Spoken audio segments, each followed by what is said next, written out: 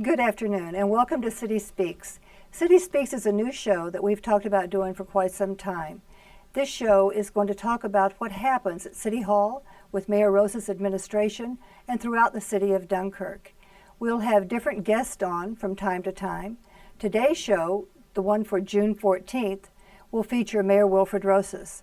Our next show will be on Thursday, June 28th, and will feature our DPW Street Supervisor, Mike Propiglia. So I encourage each of you to send in your questions, send in your comments, send them to City Hall, City Speaks, and we'll make sure that we have those questions and concerns and comments responded to. So today we have Mayor Wilfred Rosas.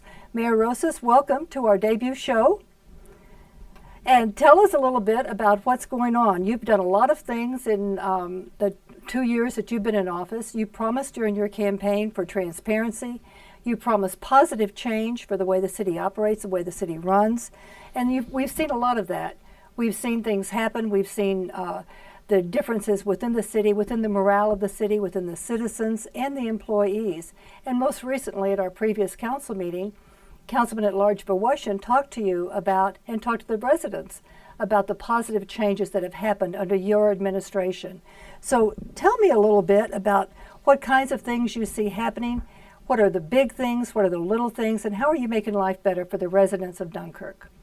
Well, first of all, let me just say thank you for having me on the show.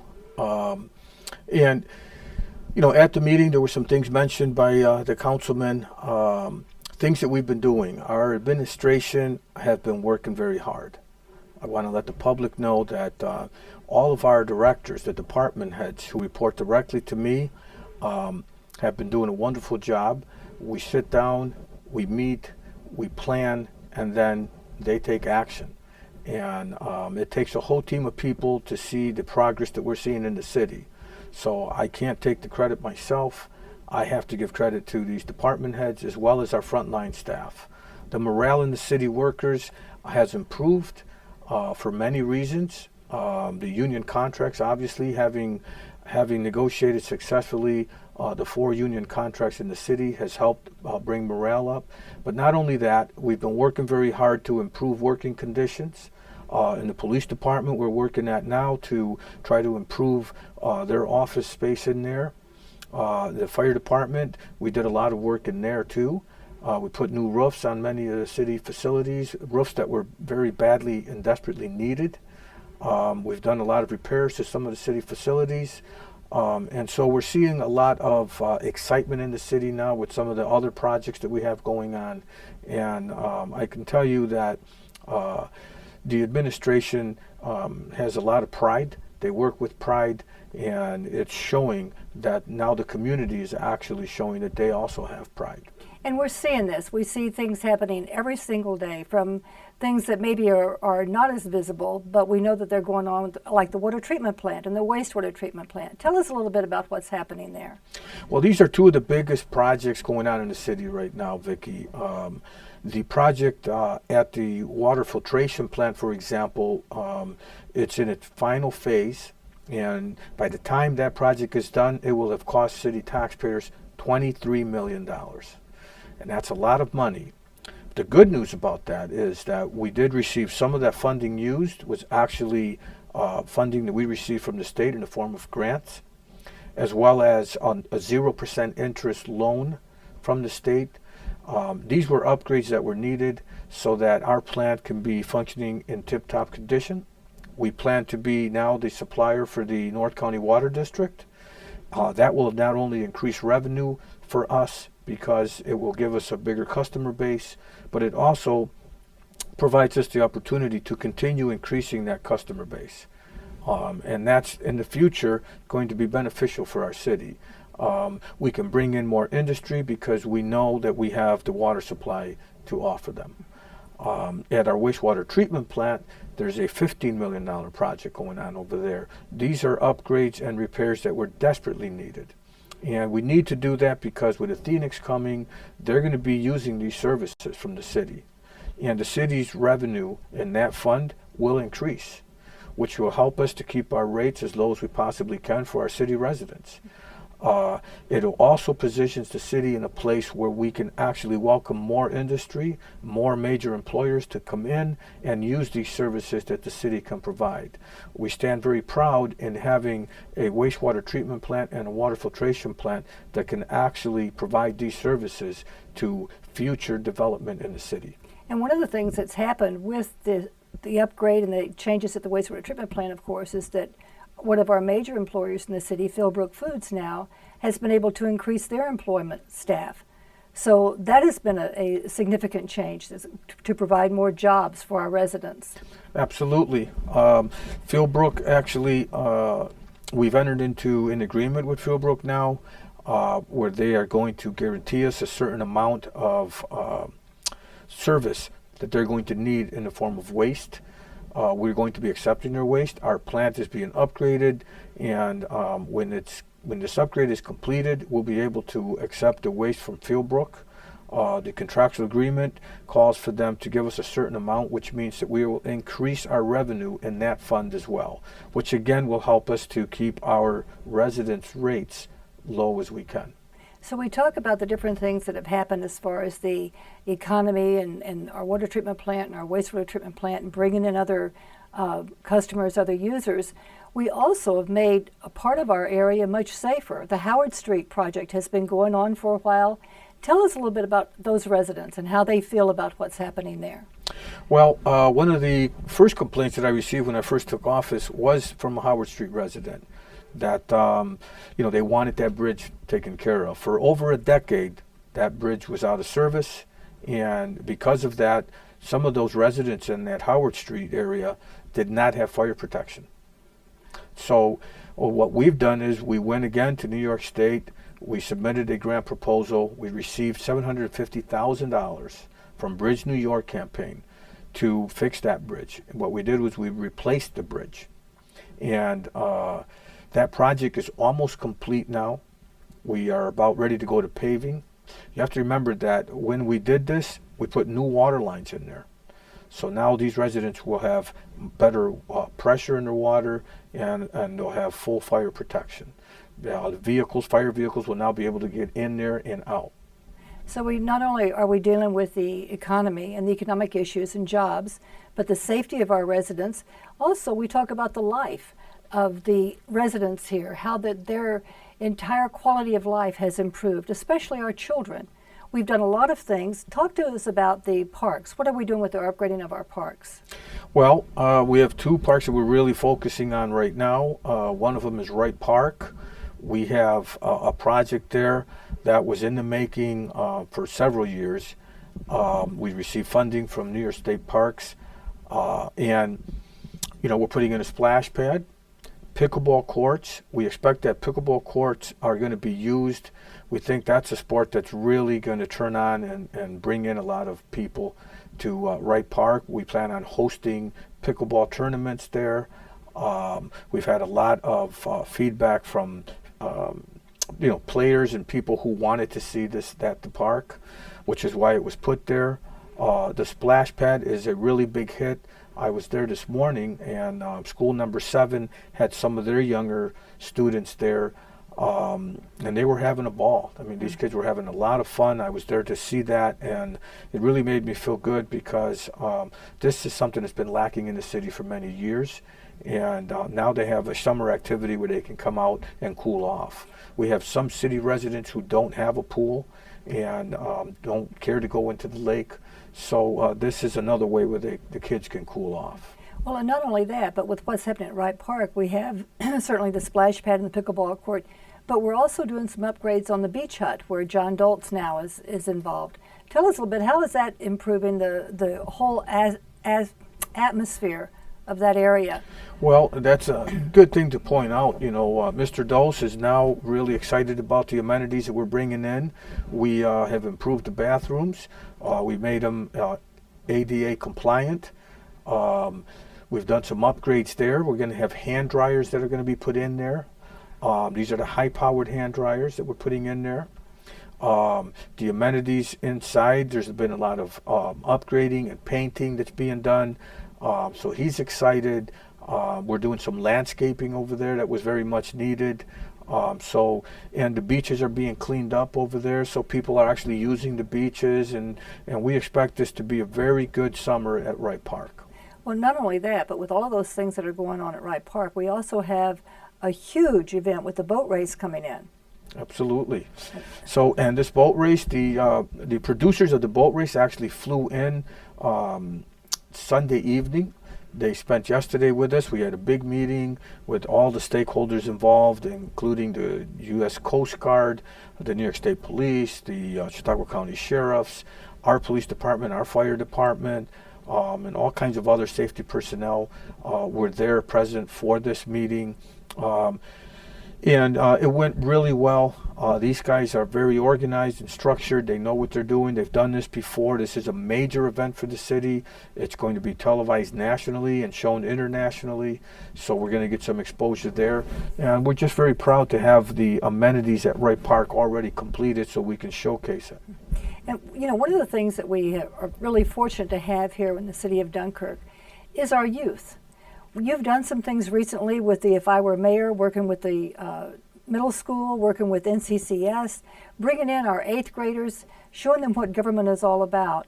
And beyond that, we also have 2 very prominent young men who participated in our junior home run derby.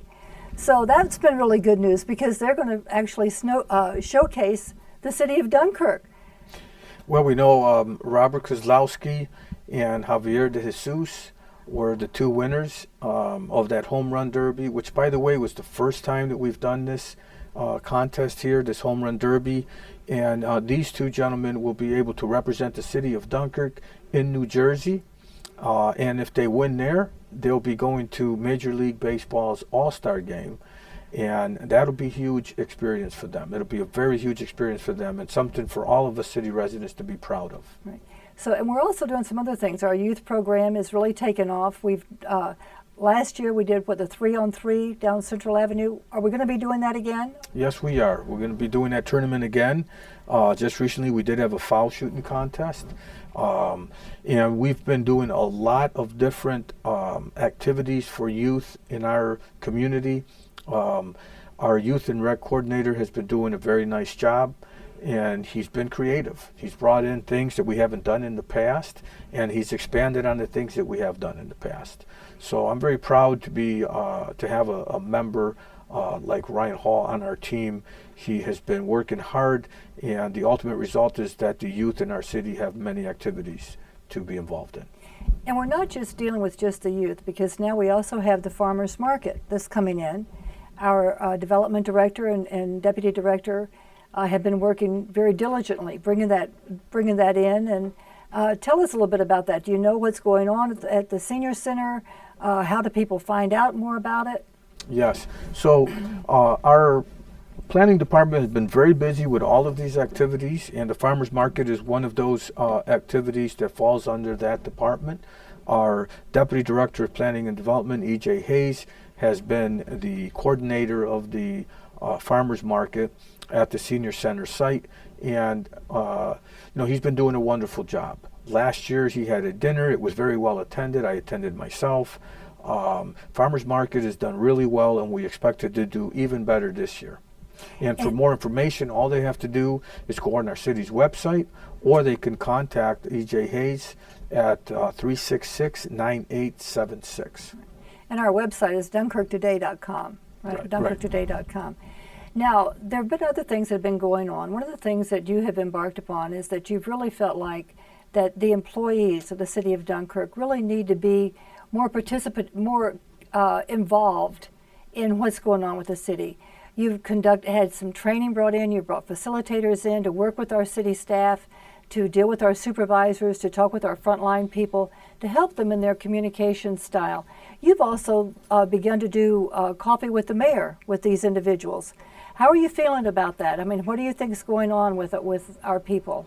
Well, I think that things are starting to get better in the city. We still have a ways to go. Communication is huge. I think we have our frontline staff and then our mid-level managers, and we have our department heads. And we have to make sure that communication from the top is flowing all the way down. and sometimes it doesn't get there. So these are the kinks that we're trying to work out. These meetings have gone well, in my opinion, and I plan on continuing to have them. It's really a good thing to hear from your frontline staff some of the things that they think would help if we did differently, and also it's good to hear from them when you receive a compliment on some of the changes that we've already made. So it's been worthwhile. We've also been meeting with our middle managers, and that's been efficient for me to know some of the issues that they bring up. It's helpful for me because now when I meet with my department heads, I can actually, let them know some of the issues that are being brought up to me by some of their subordinates. And this is good because certainly it's a morale builder. It really helps everybody think that they have a part of the process, that they're really involved, which is one of the reasons that our next City Speak show will feature our DPW street supervisor, Mike Propiglia, who has been with the city for a long time and has a lot to offer. So he's just one of many of the people with whom you work every day. So tell us a little bit about 2018. You've done some things in 2016, 2017. You've spent a lot of time dealing with the governor, working with our senators, with our assemblymen, with our county legislators. Tell us, what are some of your big plans for 2018? What can the city look forward to? Well, like I said, currently we are in contract negotiations with a hotel developer to put a Wyndham right here on our waterfront. That contract negotiation is very, very close to being completed. It is right now in council's hands, and we hope to have good news from council very soon to move forward with that contractual agreement. We are also looking to work with the New York State Restructuring Board to receive funding from them to get the LED light project going in the city. That's a huge project, and we're looking at every city facility being brought to LED lighting, as well as all of our city street lights. How will that help the city? What kind of dollars are we talking about? Well, it'll be huge savings for the city. We're looking at a minimum of $250,000 savings annually, which would be a huge help for us. Again, it helps us to deal with the current situation with the NRG, and also it helps us to keep from raising taxes. So these are little things that, when I came on, I looked at different areas that we could improve on, and this was one of them. We pitched a really long proposal to the state. They have a meeting tomorrow, and I'm hoping that we hear good news from them real soon. So not only have we done the things with the working with the state to bring more funds in, more funding, but also to improve the lifestyle of the residents. Senator Kathy Young has been a strong proponent of this area. She's worked very diligently with you and certainly with Point Gratiot, with some other areas that she's brought in. So those things have been very helpful. Your relationship with the governor and with our other elected officials has been phenomenal. It's one of the things that we've not seen in a long time with the city of Dunkirk. Also, the fact that you are so busy. I see you everywhere, and people see you everywhere. So truly, not only are you a mayor who's involved, but you're a mayor who is out there. How long can you keep up this pace? Well, I don't know. I came on and I realized that there's a lot of work to be done. I think the job of the mayor is to be out there. I try to coordinate and connect with the elected state officials. In fact, I'm sending our planning and development director to Albany tomorrow. She'll be there for a 2-day conference, and we stay connected. Whenever we have some issues, I connect with them and find out how it is that we can get help from them. And that's a lot of work, but I feel that that's part of my job as mayor in the city. I also think that part of my job is to give guidance to our staff in the city, and to reach out in the community and be around and be approachable. So that's what I try to do. And like I said, I'm enjoying the job right now, so I anticipate that I will be doing this until the city residents don't want me anymore. Well, I don't believe that's ever going to happen. We also have the 4th of July coming up, and that's another huge thing for the city of Dunkirk, with the fireworks and with all the people come in, because this is one of the areas that does draw a crowd from outside the area.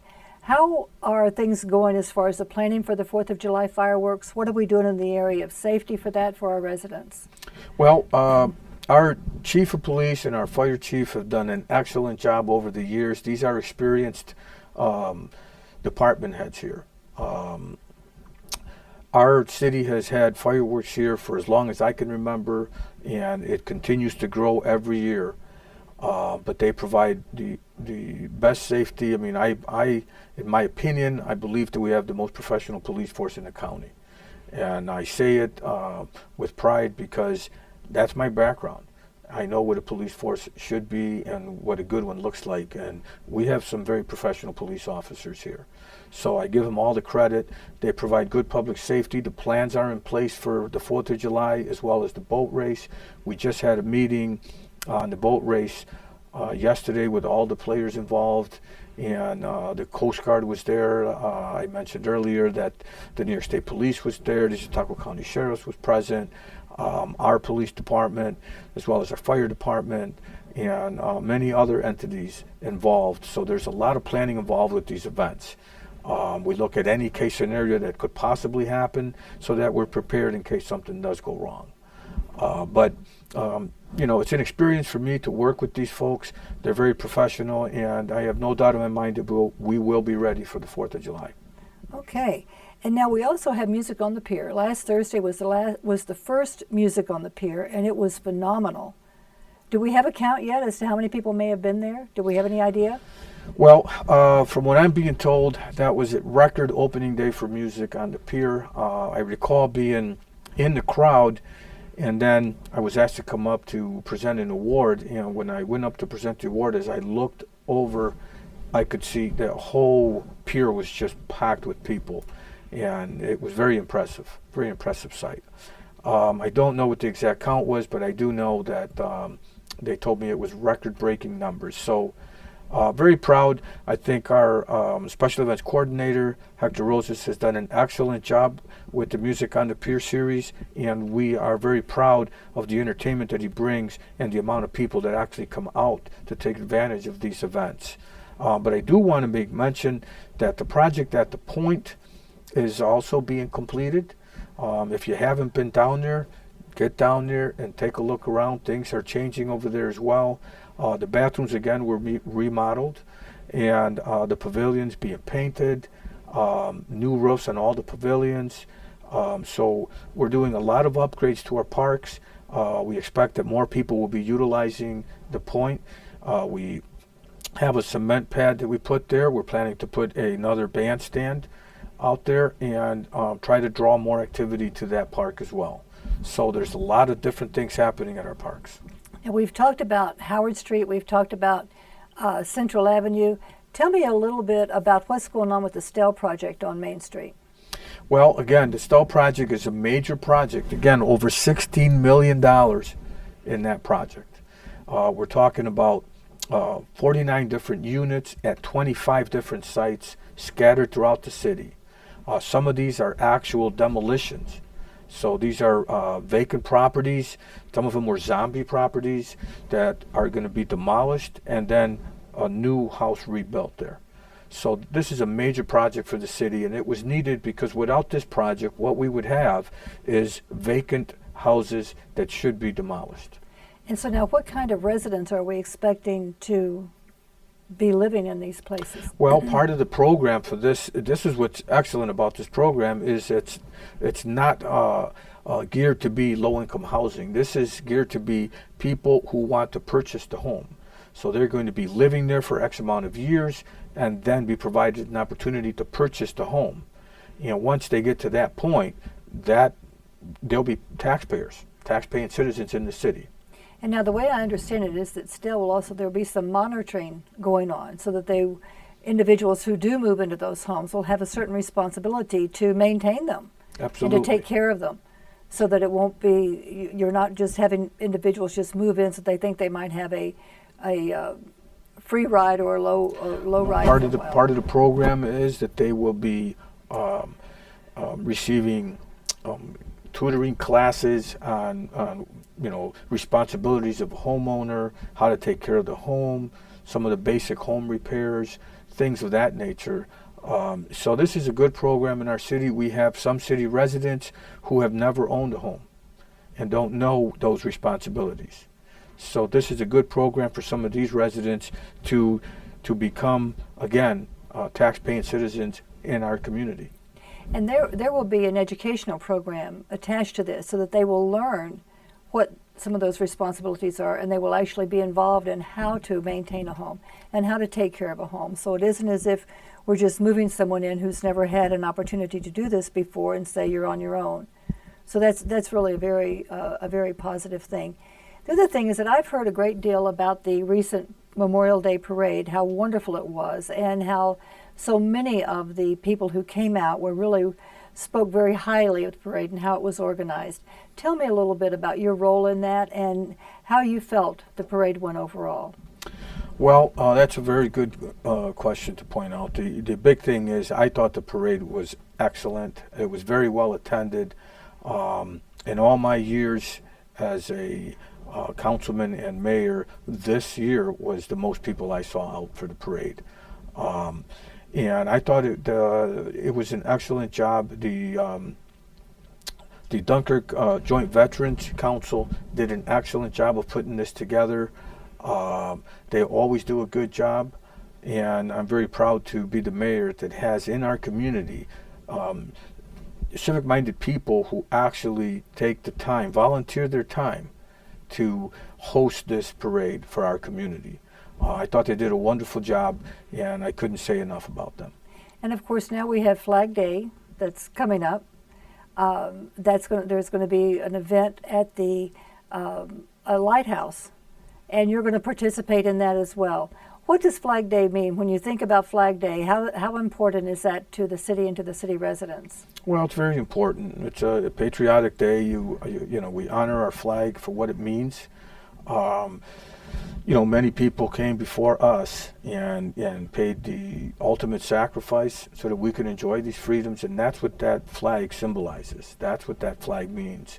And Flag Day is a day that we have annually here, and the Elks Lodge does an excellent job every year of hosting this event in the city. And again, I can't say enough about the job that they do in the city. These are volunteers. They're not getting paid for this, but they put it out there because it means something to them.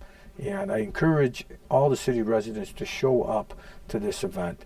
It's not a long event, but it certainly means a lot. Good. So that's going to happen Thursday at the lighthouse. Yes. So that's good. So we'll kind of interrupt a little bit with the music on the pier, but I'm sure the timing won't be so great that people can't do both. It will still take place. Absolutely. Of all the wonderful things that have happened in the last 2 years and how many months of your position as mayor, what is the one thing that you're most proud of? Wow. I'd have to say just building morale with the city workers. I'm seeing city workers now happy to come to work, doing things they don't have to do, that are above and beyond their duties to make the city cleaner and better, and that's pride. We have now brought pride to our city workers, which is going to extend to our city residents. And to me, that's a big, big thing. When I first came on, I didn't see that, and it was very disappointing. But now I'm seeing that there's some pride being taken by our workers, and that's going to move on to our city residents. So that would be the most proud. Well, that's wonderful. So we've talked about the different things that's happening with our infrastructure. We've talked about the economy that's growing, our businesses, our people going back to work, the safety of our citizens, our residents, the lifestyle of our employees, our youth coming up. So I applaud you for all that you have done, and I welcome all of you to join City Speaks. Let us know what you think. If you have questions, let us know. Send the questions to me. Drop them off at City Hall. And our next show will feature DPW Supervisor Barbara Piglia. And Mayor, thank you. Thank you very much. Thank you.